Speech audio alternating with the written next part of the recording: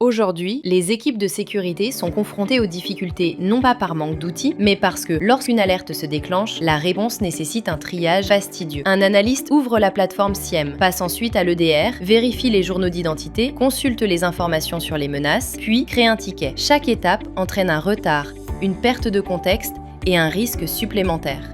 C'est dans cet écart entre la détection et l'action que les incidents se transforment en violations de sécurité. C'est le problème que le SOAR a été conçu pour résoudre.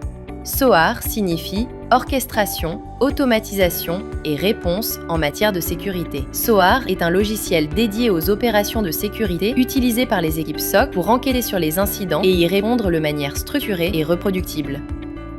Concrètement, SOAR est un système basé sur des workflows. Il exécute des séquences d'actions prédéfinies, appelées playbooks, pour analyser les alertes, enrichir le contexte et mettre en œuvre des mesures de réponse à travers plusieurs outils de sécurité et métiers. La plupart des plateformes SOAR modernes sont basées sur le cloud ou hybride et s'intègrent au reste de la pile de sécurité via des API. SOAR peut être utilisé comme produit autonome ou comme fonctionnalité native directement intégrée à un SIEM. Il dépend d'autres outils tels que les systèmes SIEM, EDR, de gestion des identités, de sécurité des emails, les pare-feux et les flux de renseignements sur les menaces. Ces outils génèrent les signaux ou les détections. Le SOAR coordonne la réponse.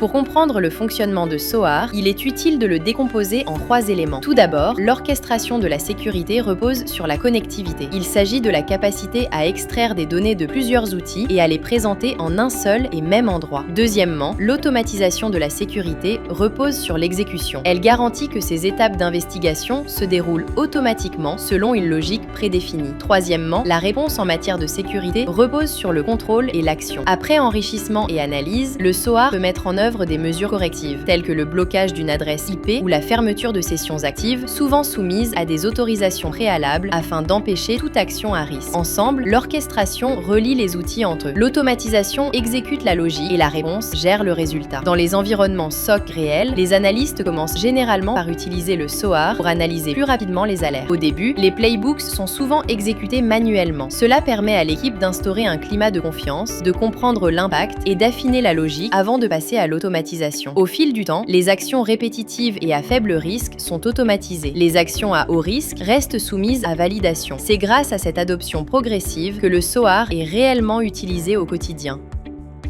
Pour illustrer cela, prenons l'exemple d'une connexion suspecte effectuée à 3 heures du matin, en dehors des heures normales de travail, qui déclenche une alerte d'identité de gravité élevée alors qu'aucun analyste n'assure la surveillance active du système. Dès que l'alerte est détectée, le système SOAR mène automatiquement l'enquête en établissant des corrélations entre les journaux d'identité, l'activité administrative récente, l'état de sécurité des appareils et l'historique des connexions, afin de déterminer si le profil d'accès est anormal. Au lieu de prendre des mesures telles que la désactivation immédiate du compte, le guide d'intervention met en œuvre des contrôles tels que l'annulation des sessions actives, la rotation des jetons d'authentification et l'application d'une authentification renforcée lors des accès suivants, limitant ainsi immédiatement la capacité de l'attaquant à poursuivre son action. En parallèle, SOAR recherche les premiers signes de propagation en analysant les journaux d'audit dans le cloud et les données télémétriques des terminaux afin de détecter d'éventuels changements de configuration ou mouvements latéraux. Au moment où un analyste examine l'alerte, l'enquête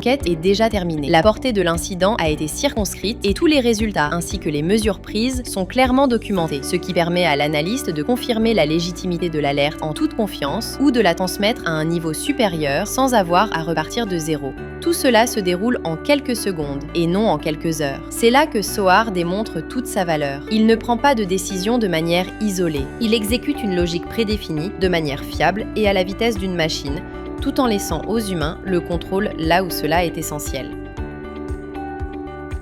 L'IA est de plus en plus utilisée dans ce domaine, mais son rôle est souvent mal compris. Dans la pratique, l'IA est particulièrement utile pour formuler des recommandations basées sur des scénarios, extraire des entités à partir des alertes et aider les analystes à traiter celles-ci plus rapidement. Ces fonctionnalités permettent de réduire le bruit et les interventions manuelles. La réponse IA en boucle fermée, entièrement autonome, est rarement utilisée dans les environnements de production. La plupart des équipes informatiques la désactivent en raison des risques qu'elle comporte. En fin de compte, SOAR a pour vocation d'apporter de l'ordre dans le chaos. Il uniformise la gestion des incidents, réduit la fatigue liée au triage, améliore la rapidité d'intervention et garantit des résultats cohérents.